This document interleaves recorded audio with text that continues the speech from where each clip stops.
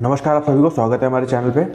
आज की वीडियो में हम बात करेंगे लीगल मेथड के बारे में। लीगल मेथड की यूनिट 4 को डिस्कस करना है आज की वीडियो में।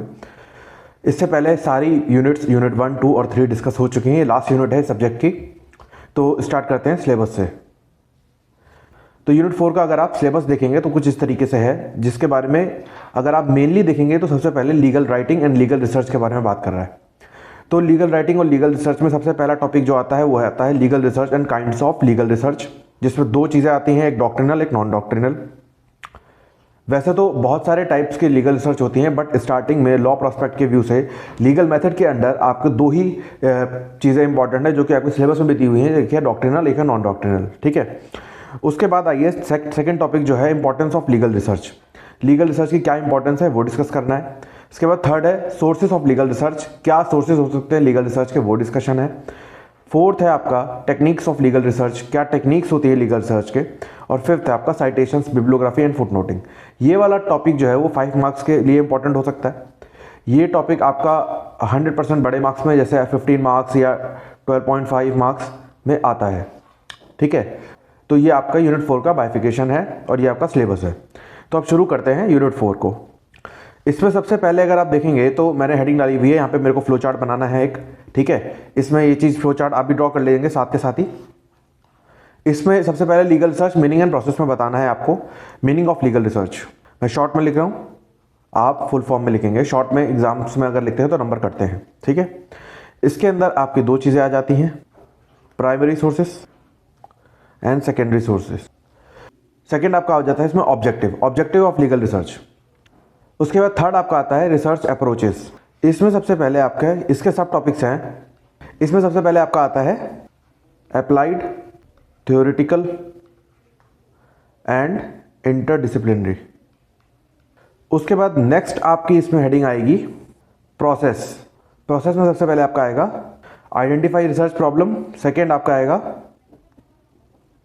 अंडरस्टैंड फैक्ट्स, थर्ड आपका आएगा रिसर्च प्लान, नेक्स्ट आपका आता है consulting primary and secondary sources, फिर आपका आता है एनालाइजिंग एंड इंटरप्रेटिंग लॉज। उसके बाद आपका आता है अप्लाइंग द लॉ। उसके बाद नेक्स्ट आपका आता है साइटिंग लीगल सोर्सेस और लास्ट आपका आता है प्रेजेंट फाइंडिंग्स।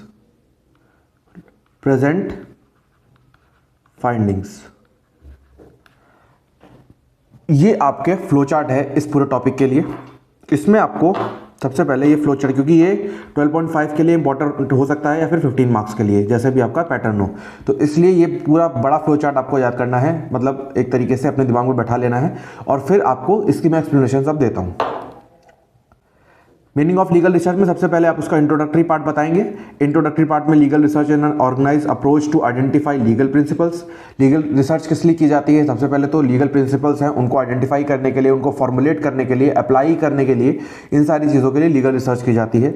इसके अंदर दो सोर्सेज होते हैं। सबसे पहले प्राइमरी सोर्स, जो हमने फ्लो चार्ट में डिस्कस किया था, प्राइमरी सोर्स और सेकेंडरी सोर्स।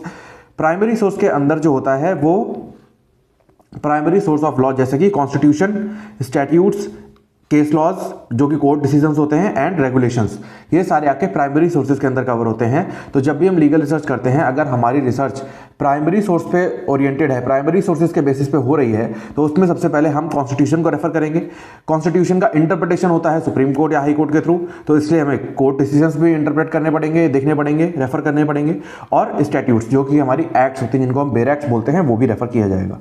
उसके बाद आता है सेकेंडरी सोर्सेज। सेकेंडरी सोर्सेज के अंदर देखेंगे तो आप लीगल ट्रीटीज, जो ट्रीटीज जैसे इंटरनेशनल लॉ में कोई ट्रीटी है या फिर कोई ऑर्डिनेंस है, वो सारी की सारी चीज़ें।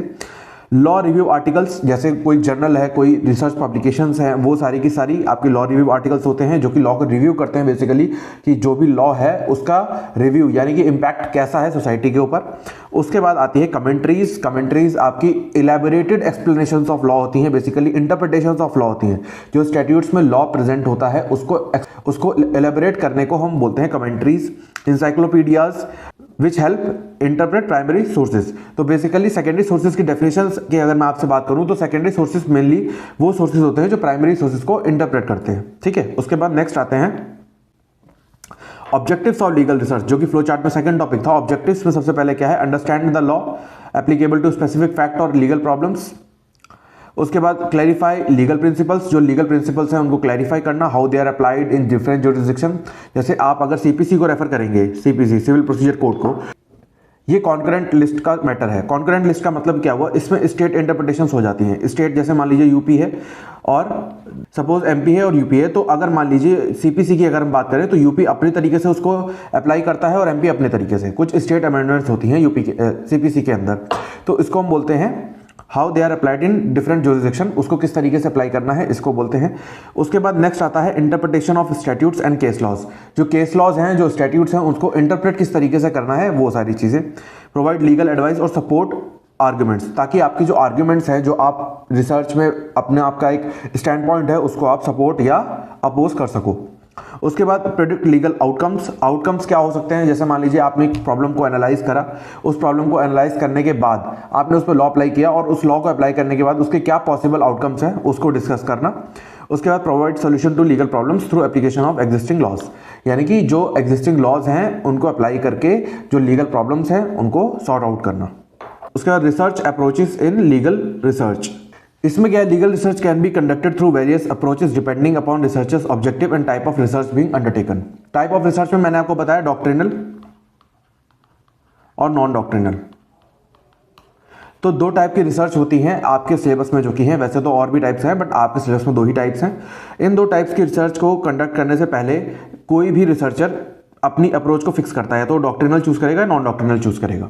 तो जब रिसर्च अप्रोच फाइनल हो गई, उसके बाद हमें रिसर्चर के ऑब्जेक्टिव के बेसिस पे, जो रिसर्चर का ऑब्जेक्टिव है, जिस ऑब्जेक्टिव पे वो आना चाहता है, उसके अकॉर्डिंग जो हमारे लीगल प्रिंसिपल्स हैं, लॉज हैं, उनको अप्लाई करना है और फाइनल कंक्लूजन पे पहुंचना है, यानी कि ऑब्जेक्टिव पे पहुंचना है। तो सबसे पहले थ्योरेटिकल अप्रोच, इसका मतलब सिंपली ये हो गया कि जो लॉ की थ्योरीज हैं उनको पढ़ना और उनको इन्फ्लुएंस, उन्होंने मतलब थ्योरी आने से पहले क्या पोजीशन थी और थ्योरी आने के बाद क्या पोजीशन हुई, उसको इंटरप्रेट करके समझना कि उसका क्या इंपैक्ट आया मॉडर्न सिस्टम पे। सेकेंड है आपकी अप्लाइड अप्रोच, जो थ्योरीज हैं, जो लॉ की थ्योरीज हैं, उनको आज की प्रॉब्लम्स पे, जैसे जो थ्योरी बनी वो आज से बहुत साल पहले बनी, बट आज की प्रॉब्लम्स जो आ रही हैं उन थ्योरीज को उन पे अप्लाई करना और एक बेटर एडवाइस या फिर बेटर प्रोस्पेक्टिव देना हमारे क्लाइंट्स को। उसके बाद थर्ड है इंटरडिसिप्लिनरी अप्रोच। इंटरडिसिप्लिनरी अप्रोच का मतलब क्या होता है कि जैसे लॉ है एक प्रोस्पेक्टिव, लॉ प्रोस्पेक्टिव के साथ जैसे सोसाइटी का, जिसको हम बोलते हैं सोशियोलॉजिकल प्रोस्पेक्टिव, उसको ऐड कर देना, साइकोलॉजिकल प्रोस्पेक्टिव उसको ऐड कर देना। जैसे सोशियोलॉजी एक डिफरेंट डिसिप्लिन है, ऐसे ही आपका साइकोलॉजी एक डिफरेंट डिसिप्लिन है, बट उसको हम लॉ के प्रिंसिपल्स पे अप्लाई करके वो किस तरीके से सोसाइटी को इंपैक्ट करता है या फिर इंडिविजुअल की साइकोलॉजी को किस तरीके से इंपैक्ट करता है, उस चीज को, उस अप्रोच को अगर हम लगाते हैं तो उसको हम बोलते हैं इंटरडिसिप्लिनरी अप्रोच।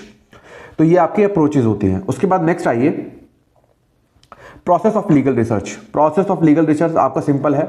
सबसे पहले आपका बताया था मैंने आपको फ्लो चार्ट में, सारे स्टेज वाइज प्रोसेस हैं, वो सब स्टेज वाइज है, 1 by 1 है, ऐसे ही प्रोसेस फॉलो होगा। सबसे पहले आइडेंटिफाई द रिसर्च प्रॉब्लम। कोई भी चीज़ शुरू करने से पहले, किसी भी चीज़ में रिसर्च करने से पहले सबसे पहले हमें एनालाइज करना पड़ता है कि प्रॉब्लम क्या है, आप किस चीज़ के ऊपर वर्क करने वाले हो, क्या प्रॉब्लम क्या है एग्जैक्टली।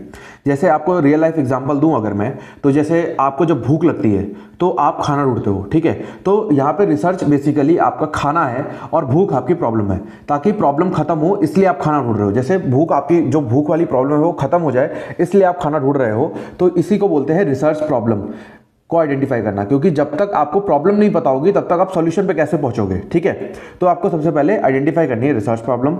उसके बाद अंडरस्टैंडिंग फैक्ट्स। जैसे मान लीजिए कोई भी प्रॉब्लम आई, भूख लगना, अब भूख क्यों लगी, आपको कोई बीमारी तो नहीं है या आपको कोई एक्सेसिव ईटिंग की हैबिट तो नहीं है, तो ये सारी चीज़ें आपको अंडरस्टैंड करनी है कि फैक्चुअल पोजीशन क्या है, कि जो प्रॉब्लम है उसके फैक्ट्स क्या हैं, वो क्यों है, ठीक है।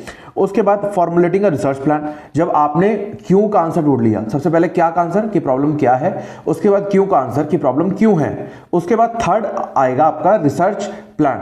जब आपने क्या और क्यों का जवाब ढूंढ लिया तो अब how to solve that problem, ठीक है।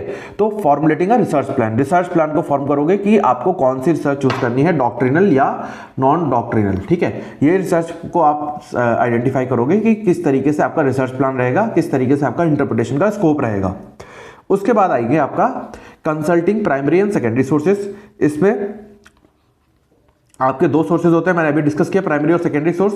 इनको कंसल्ट करोगे। Secondary source books, commentaries, law reviews, और primary source statutes, case laws, constitutions and regulations. ठीक है। उसके बाद एनालाइजिंग एंड इंटरप्रेटिंग लॉ।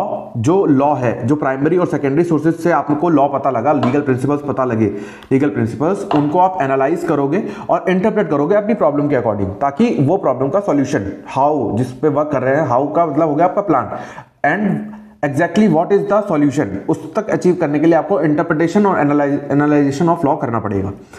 उसके बाद synthesising and applying the law, apply करोगे उस लॉ को। उसके बाद साइटिंग लीगल रिसोर्सेज, जब भी आप अपनी रिसर्च को कंक्लूड करोगे तो उसमें लीगल रिसोर्सेज को साइट करोगे, क्योंकि जो भी पढ़ने वाला बंदा है उस रिसर्च को जो पढ़ेगा उसको पता हो कि आपने कौन कौन से प्रिंसिपल्स को अप्लाई किए हैं। उसके बाद प्रेजेंटिंग फाइंडिंग्स, जो आपने रिसर्च कंक्लूजन्स निकाले हैं उनको प्रेजेंट करना। तो ये बेसिकली आपका प्रोसेस है लीगल रिसर्च का। उसके बाद टाइप्स ऑफ लीगल रिसर्च, इसमें अभी मैंने बताया मेनली दो ही टाइप के आपके सिलेबस में है, डॉक्ट्रिनल एंड नॉन डॉक्ट्रिनल। दो टाइप्स के आपके सिलेबस में है। डॉक्ट्रिनल रिसर्च बेसिकली होती है जो थ्योरीज ऑलरेडी बन चुकी हैं, पब्लिक लॉ, स्टैट्यूट्स, ये सारी की सारी जो थ्योरीज, मतलब जो लॉ ऑलरेडी प्रिवेलिंग है, जो डॉक्ट्रिन्स यानी कि जो थ्योरीज ऑलरेडी लॉ बन चुका है या थ्योरीज बन चुकी हैं, वो सारी अगर आप अप्लाई करते हो अपनी रिसर्च के अंदर तो वो आपकी डॉक्ट्रिनल रिसर्च के अंदर आती है। नॉन डॉक्ट्रिनल के अंदर बेसिकली इसको हम एम्पेरिकल बोलते हैं।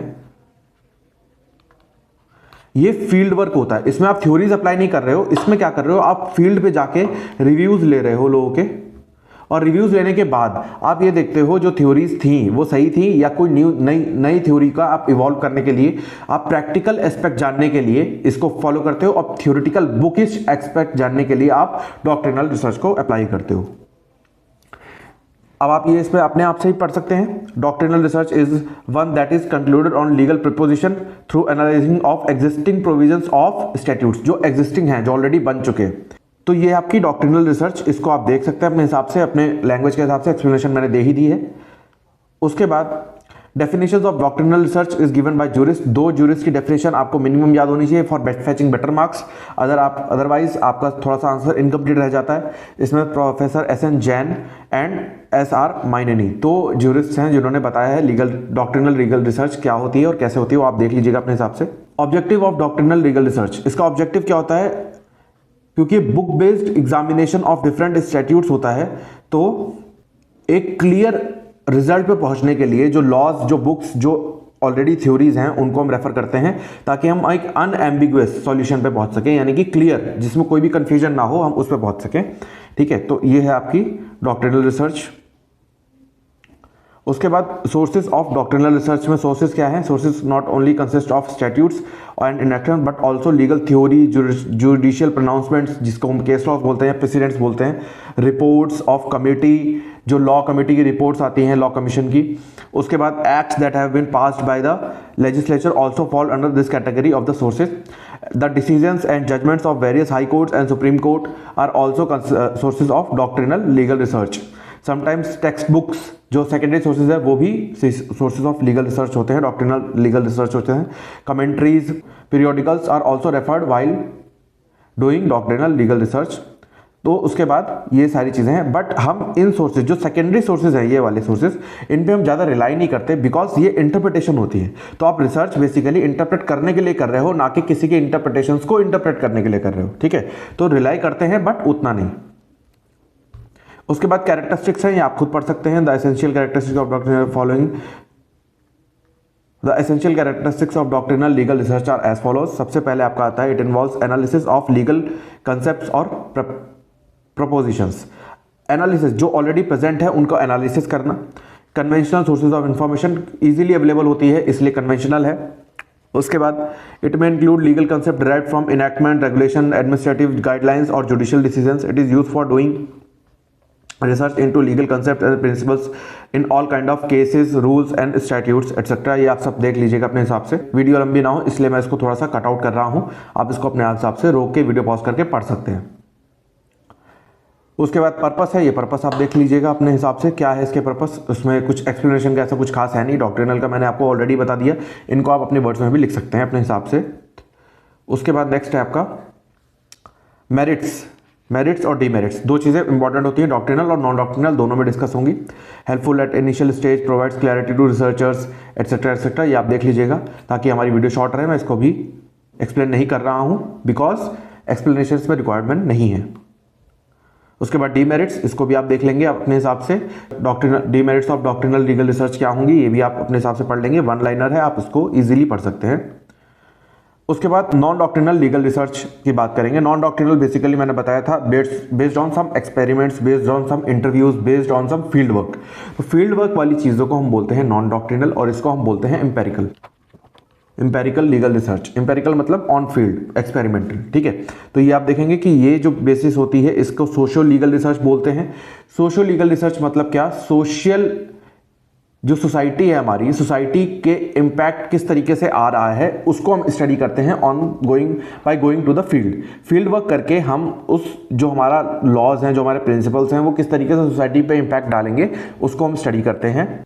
It is conducted by combining social science and legal principles. Legal principles किस तरीके से सोसाइटी पे अप्लाई हो रहे हैं उसको हम कंबाइन करेंगे तो वो हो जाएगा हमारा नॉन डॉक्ट्रिनल लीगल रिसर्च। उसके बाद ऑब्जेक्टिव्स, फिर से वही आ जाएगा, आपके सारे वही ऑब्जेक्टिव्स हैं, आप अपने हिसाब से बना सकते हैं, देख सकते हैं, समझ सकते हैं, इसमें कोई भी इशू नहीं होगा आपको।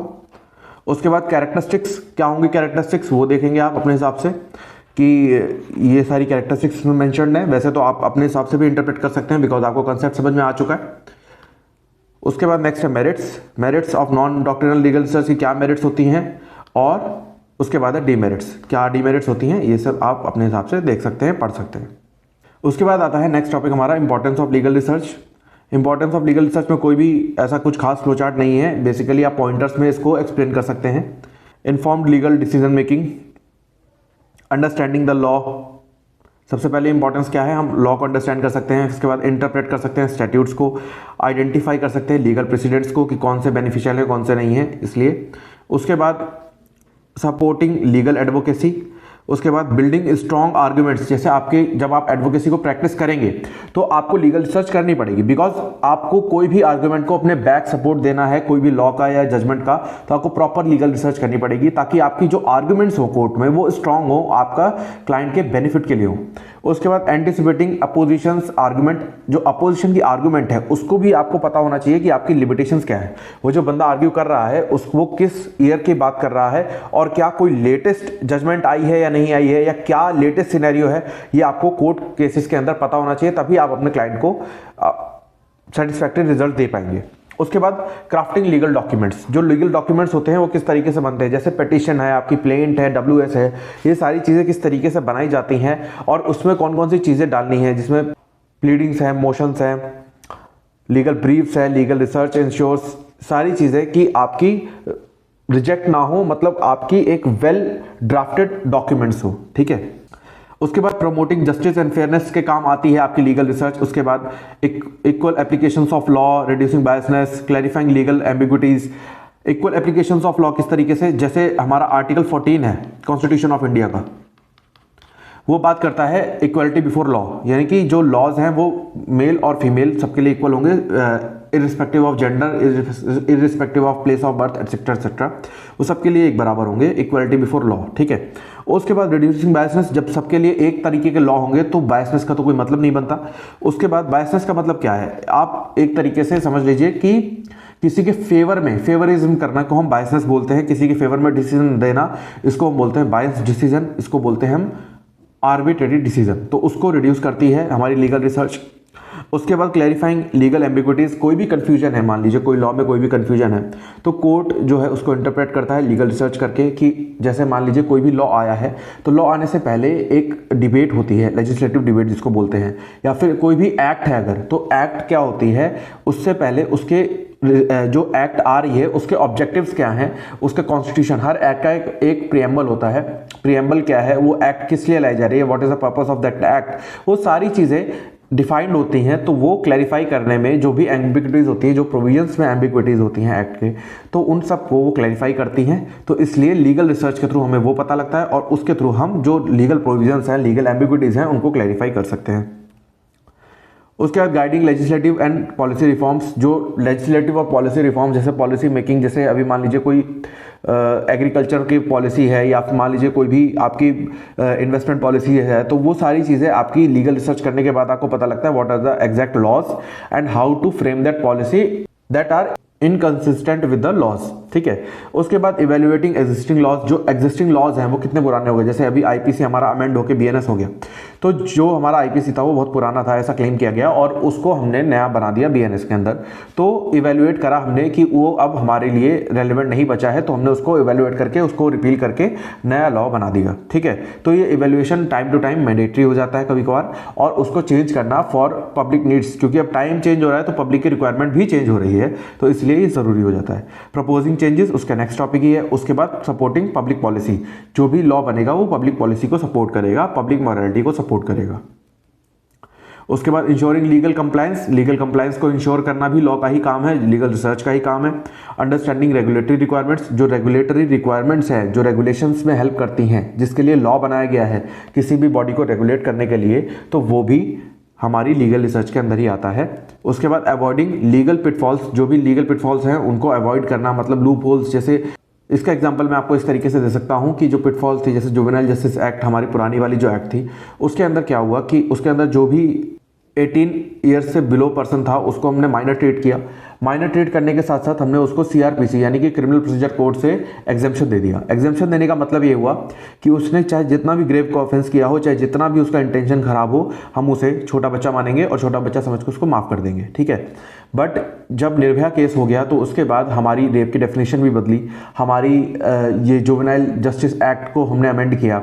अमेंड करने के बाद इसमें ये प्रोविजन डाला गया कि 16 to 18 ईयर्स वाले जो बच्चे हैं जो, उनको हम एक बोर्ड बनाएंगे जो कि उनकी मैच्योरिटी को टेस्ट करेगा। जैसे मान लीजिए उन्होंने कोई एक ऑफेंस किया है, वो ऑफेंस को वो उसका जो आउटकम होगा उस ऑफेंस का, अगर वो उसको समझने की शक्ति रखते हैं वो बच्चे, तो वो बच्चे नहीं है, वो बड़े हैं और उनको एज एन एडल्ट ट्रीट किया जाएगा, ना कि एज अ चाइल्ड। ये 16 to 18 वाली पॉलिसी बनाई गई, ये एक जुवेनाइल जस्टिस एक्ट में अमेंडमेंट लाया गया। तो इस तरीके से जो लीगल पिटफॉल्स हैं वो भी हम लीगल रिसर्च करके कि कहाँ पे अब कमी हो रही है सोसाइटी के अकॉर्डिंग, उसको रिसर्च करके हम फाइंड आउट कर सकते हैं। उसके बाद एडवाइस कर सकते हैं लीगल रिसर्च करने के बाद अपने क्लाइंट्स को कि क्या इश्यूज़ है, क्या है, किस तरीके से उनके केस को हम बेटर कर सकते हैं, या फिर किस तरीके से उनके केस का जो डायरेक्शन रहेगी वो क्या रहेगी। ठीक है, उसके बाद नेक्स्ट आता है असिस्टिंग जुडिशियल डिसीजन मेकिंग। जो जुडिशियल डिसीजन मेकिंग होता है वो भी लीगल रिसर्च के ऊपर बेस्ड होता है। अगर लीगल रिसर्च नहीं होगी तो they are also not aware about the current scenario. ठीक है, उसके बाद interpreting complex cases, justifying decisions, innovating within the law. जो भी इंटरप्रिटेशन है कॉम्प्लेक्स केसेस का, जस्टिफाई करना, डिसीजंस को जस्टिफाई करना, इनोवेट करना कि जो भी एग्जिस्टिंग लॉ है उसको इनोवेट किस तरीके से नया और उसको किस तरीके से मॉडिफाई या उसको किस तरीके से इंटरप्रेट करके ही उसको बेटर और बेस्ट प्रॉस्पेक्ट दिया जा सकता है, वो सारी की सारी असिस्टिंग जुडिशियल डिसीजन मेकिंग में आता है। उसके बाद enhance legal education and scholarship, जो भी लीगल एजुकेशन है उसको इनहेंस करने में लीगल रिसर्च हेल्प करती है। डेवलपिंग लीगल थ्योरीज, जो लीगल थ्योरीज हैं उनको डेवलप करा जाएगा। टीचिंग फ्यूचर लॉयर्स, जो लॉयर्स बनने वाले हैं, जो हमारे टीचर्स हैं, जो हमारे प्रोफेसर्स हैं, जो हमारी लॉ फैकल्टीज होते हैं, उनके लिए लीगल रिसर्च बहुत मैंडेटरी होती है। That's why they are always writing about research papers. तो जो रिसर्च पेपर्स लिखते हैं ताकि वो लीगल रिसर्च, ताकि वो exact current scenario of law में वर्कआउट करते रहें, इसलिए वो लीगल रिसर्च को करते हैं और वो टच में रहते हैं हमेशा। पब्लिशिंग लीगल कमेंट्रीज, जो कमेंट्रीज लिखी जा रही है उनको पब्लिश करना। ये आप अब इसके हिसाब से अपने हिसाब से देख सकते हैं। PIL वगैरह पब्लिक इंटरेस्ट लिटिगेशंस हमारी होती हैं ताकि हम पब्लिक के बेनिफिट के लिए, सोसाइटी के बेनिफिट के लिए कुछ वर्कआउट कर सकें।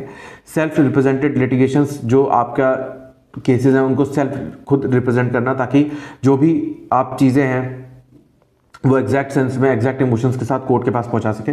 लीगल एड ऑर्गेनाइजेशंस, जो लीगल एड सेल्स होते हैं हमारे, जो free of cost legal advice provide करते हैं आपको, वो सारी के सारे लीगल रिसर्च के बेसिस पे होती है। उसके बाद सोर्सेज ऑफ लीगल रिसर्च, जिसमें सबसे पहला सोर्स है कॉन्स्टिट्यूशन। प्राइमरी सोर्स में सबसे पहला सोर्स है कॉन्स्टिट्यूशन। कॉन्स्टिट्यूशन जो होता है हमारा, उसको हम बोलते हैं ग्रैंड नॉर्म।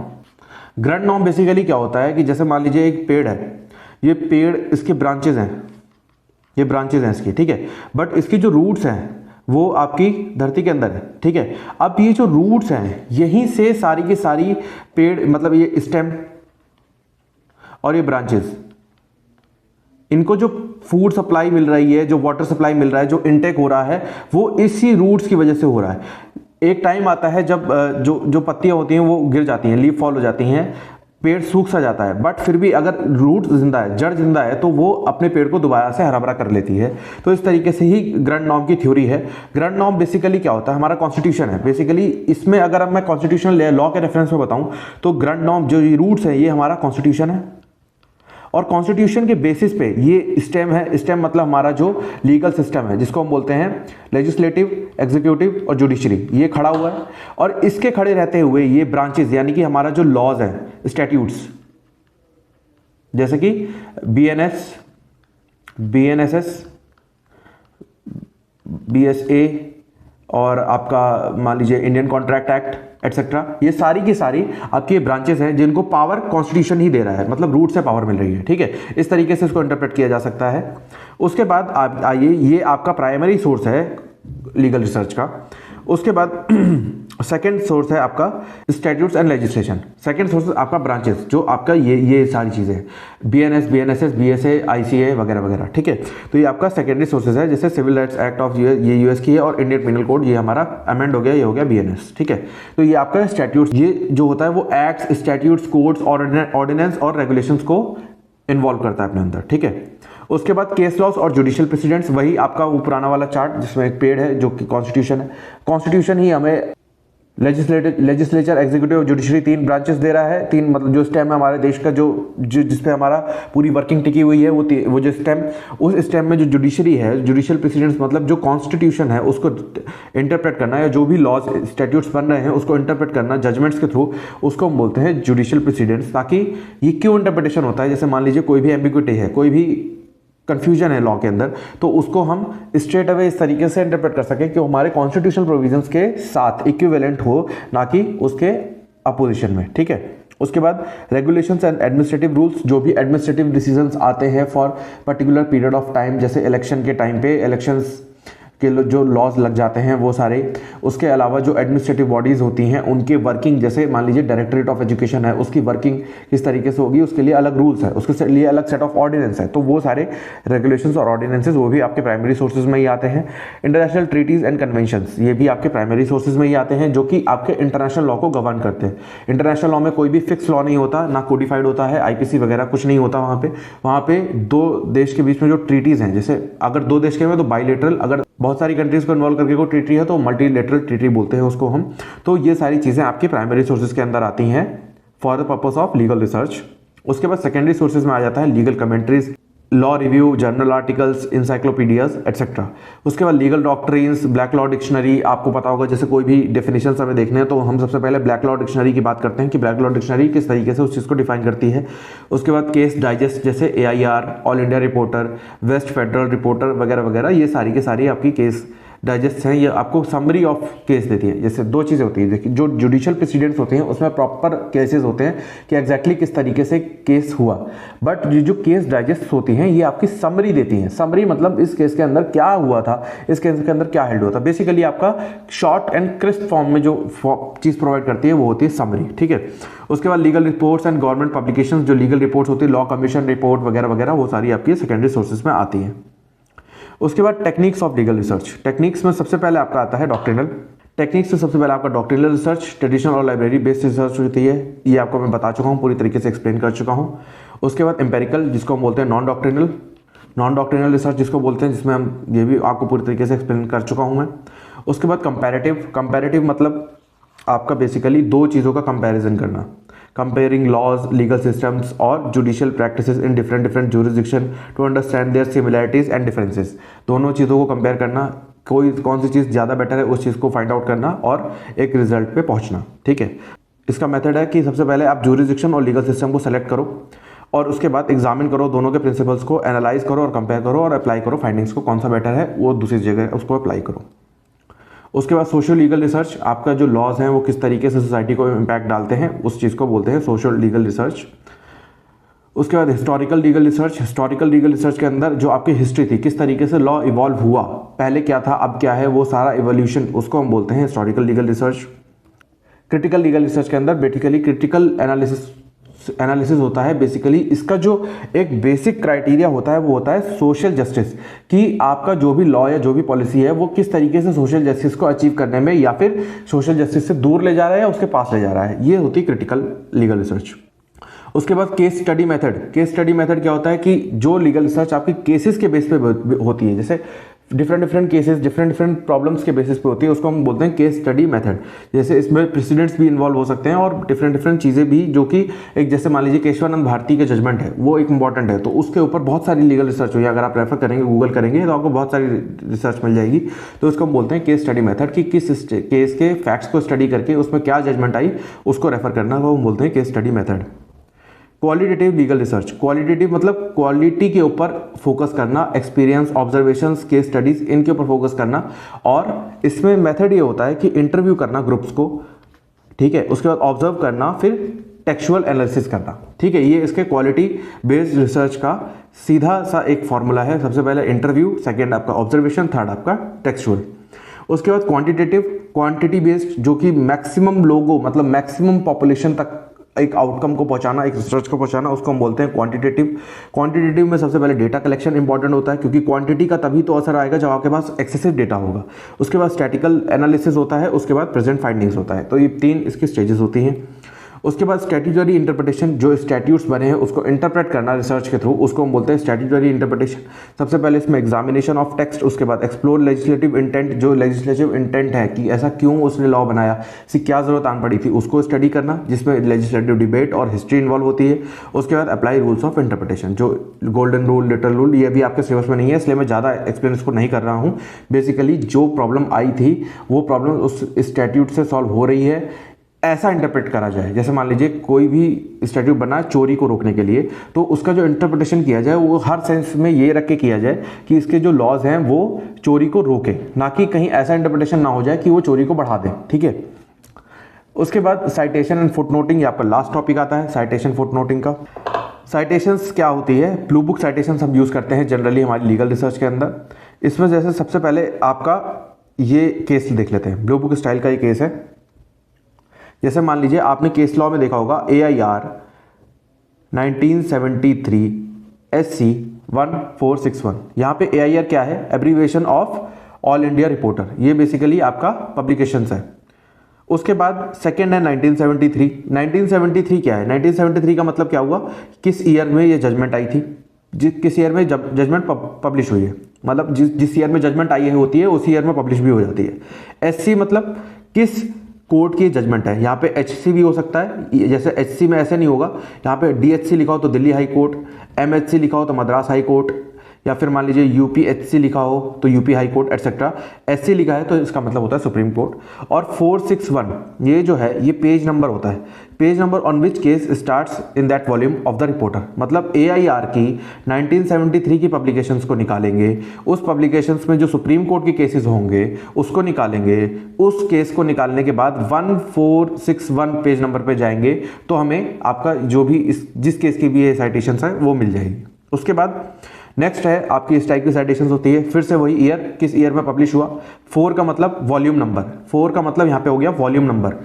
ये ध्यान रखेंगे कि वॉल्यूम नंबर पहले आ गया। उसके बाद SCC, ये है आपका पब्लिकेशन का नाम, supreme court cases, SCC supreme court cases, ये सुप्रीम कोर्ट के जजमेंट्स को पब्लिश करता है। और 225 इज द पेज नंबर जहाँ पे केस शुरू हो रहा है, ठीक है।